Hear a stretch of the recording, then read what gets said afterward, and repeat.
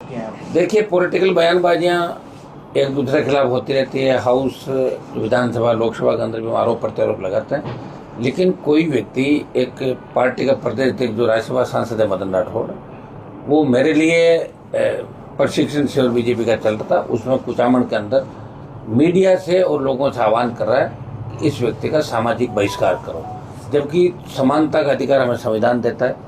सामाजिक बहिष्कार की बात कोई भी नहीं कर सकता। अगर सामाजिक बहिष्कार की कोई बात करता है तो उसके खिलाफ आपराधिक कृत्य दर्ज होता है।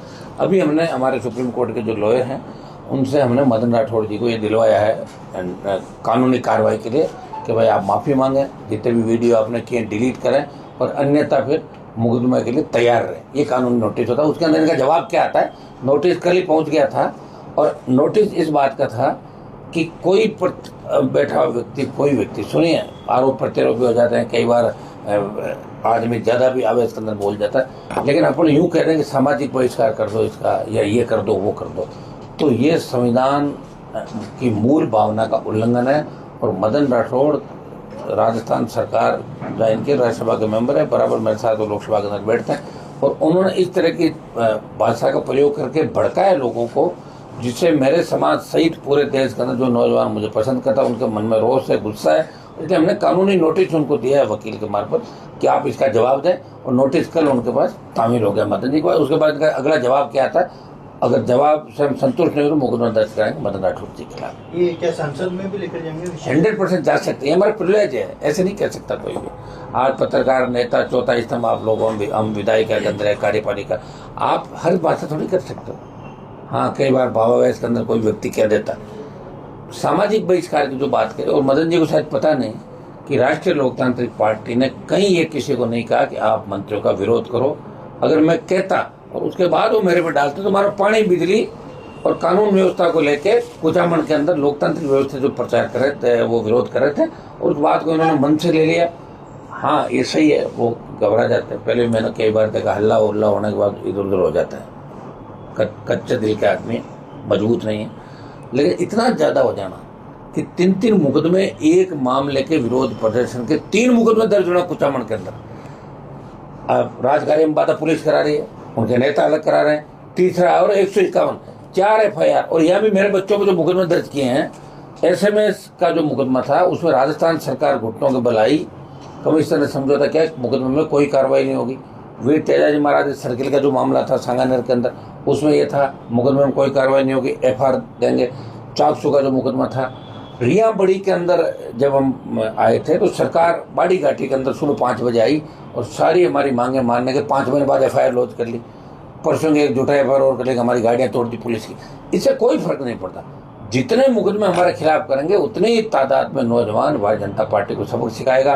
कितनों को जेल में डालोगे? आने वाले दिनों में हम राजस्थान में जेल भरो आंदोलन भी चलाएंगे, क्योंकि विपक्ष राजस्थान में राष्ट्रीय लोकतांत्रिक पार्टी है। इसलिए हमें 2.5 साल इस निकम्मी नकारा सरकार से मुकाबला करना है। आप देखिए किन किन मुद्दों को लेकर सत्ता के अंदर आए।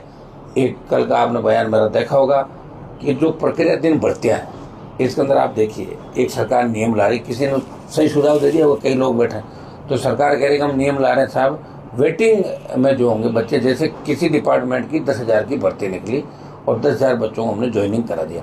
उन 10,000 में से 2,000 बच्चे ऊंचे पदों पर चले गए, तो 2,000 पद खाली हो गए। तो सरकार ये नियम ला रही कि उन पदों को हम वेटिंग से भरेंगे। ये अच्छा नियम है, लेकिन ये वेट कब आएगा? ये प्रक्रिया दिन जो भर्तियाँ हैं, 53,000 चतुर्श्रेणी, उसके बाद तमाम जो भर्तियाँ अभी चल रही, उनमें ये नियम लागू होना चाहिए। नहीं तो क्या होता है कि एक टीचर भी लगता है, थानेदार भी हो जाता है।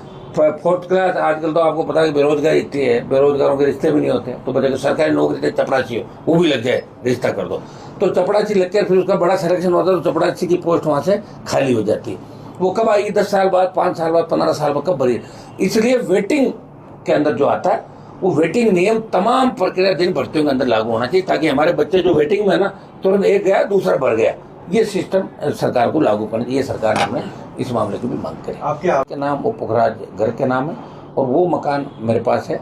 उनका रेगुलर जो सरकार दे रही है 25,000 23,000 मंथली किराया, वो जिस दिन आएगा, चूंकि हम जो चुनाव लड़ेंगे तो हमें NOC लेनी पड़ती है कि कोई बकाया नहीं, इसलिए कोई ये दिक्कत नहीं। लेकिन मैंने आज देखा कि उसका हाईकोर्ट का स्टे मेरा अगस्त तक का, दोनों मकानों का, इनका भी ADM के यहाँ अभी इस बात को लेकर विशेष सुनवाई हुई कि ये आवास खाली कराई जाए।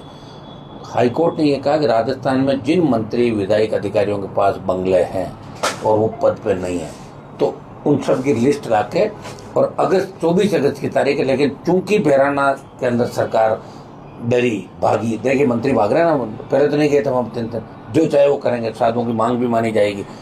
तो बेराना से बौखलाए हुए, और मूर्खाधिराज का जो बयान था राहुल गांधी के लिए, मोदी जी ने मूर्खाधिराज का मूर्खों का राजा, आपने देखा होगा, वो भी देखता है सारी चीजें। ये कोई मैंने गाली नहीं दी भजनलाल जी को, कितने वो विचलित हो गए। अरे यार बढ़िया, उनका प्रचार हो गया, सारे बच्चे, कल आज उत्तर प्रदेश से एक बच्चा मुझे फोन करा कि अंकल मुझे मूर्खाधिराज दिखाओ, अंकल मूर्ख, तो जो जगह मूर्खाधिराज वैसे होगा। मैंने कहा बेटा आना, अपन बात करेंगे।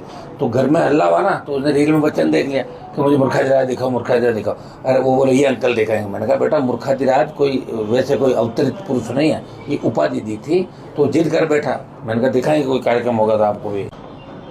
हम लोकतांत्रिक तरीके से साधुओं के समर्थन के अंदर है, और देखिए सरकार ही रिको रद्द करेगी, मेरे आदेश से नहीं होगा। हम सरकार पर दबाव जितना बढ़ाना हमने बढ़ा दिया, पूरे देश के अंदर बात चली, और मदन राठौड़ मुख्यमंत्री को दिल्ली तलब किया, नया सेंट्रल महामंत्री भी आ गया। ये हनुमान बेनीवाल और आरएलपी की हुंकार का ही परिणाम था कि बीजेपी के अंदर खलबली मच गई, कोई किधर भाग गया, कोई किधर, ठीक हो रहा मामला। तो हमने साधु संतों को ये कहा कि आपकी वार्ता जो भी समझो परिषद आपसे कर रहा था, आप वार्ता करें, उसमें कोई दिक्कत नहीं, लेकिन वो 7 जो एजेंडे थे रिको स्थापित, उन बात पर आप लोग रहना, उनका उन बात पर हम रहेंगे। कोई मंत्री जाए, संतरी जाए, हमारे क्या फर्क पड़ता है, हमें तो उनका आशीर्वाद मिल गया। जहाँ आवश्यकता पड़ेगी हम साधुओं के साथ खड़े हैं। साधुओं 2 महीने से बैठे थे, वो आपकी वो ले रहे थे, समाधि ले रहे थे, वो भी मैंने रोका। और हमने भाजपा को उसका एजेंडा याद दिलाया कि साधु गाय ये बीजेपी का एजेंडा है, आप अपना एजेंडा से भटक रहे हो, आप जमीनों में कब्जे, बजरी माफिया, पर्यटन भू माफिया, पेपर लीक, इनके अंदर शामिल हो गए। अपना एजेंडा उनको याद दिलाने का हनुमान बेनीवाल और राष्ट्रीय लोकतांत्रिक पार्टी ने बड़ी हुंकार राजस्थान के अंदर भरी थी। भरतपुर के अंदर इसी महीने के अंदर में वो कह रहा हूँ, भरतपुर में घोषणा देंगे सीएम का जिला, वहाँ मैं लाखों लोगों की बड़ी रैली कर रहा हूँ भरतपुर के अंदर। उसकी तारीख का ऐलान कल संघर्ष समिति ने मुझे आमंत्रित किया। भरतपुर के अंदर जाट, भरतपुर, धौलपुर, डीग नया जिला बन गया। तो डीग, भरतपुर, धौलपुर के जाट केंद्रीय सेवाओं में आरक्षण उनको नहीं है, तो उनकी आरक्षण से तमाम जो सीएम के गृह जिले में अपराध बढ़ रहे हैं, बेडम्बा का गृह राज्य मंत्री जिस तरह गुंडागर्दी वहाँ उनके लोग कर रहे हैं, उस गुंडागर्दी से बचाएंगे लोगों को। इसको लेके आज कल में उस तारीख का ऐलान करेंगे, और मैं भरतपुर में लाखों लोगों की रैली करके आऊँगा। अगर सरकार में दम है, और जो बयान दिया मेरे बीजेपी के लोगों ने हनुमान जी को रोक देंगे, तो मुझे रोक के दिखाना, फिर मैं बताता हूँ हनुमान बेनीवाल के अंदर कितनी ताकत है इस प्रदेश और देश के अंदर।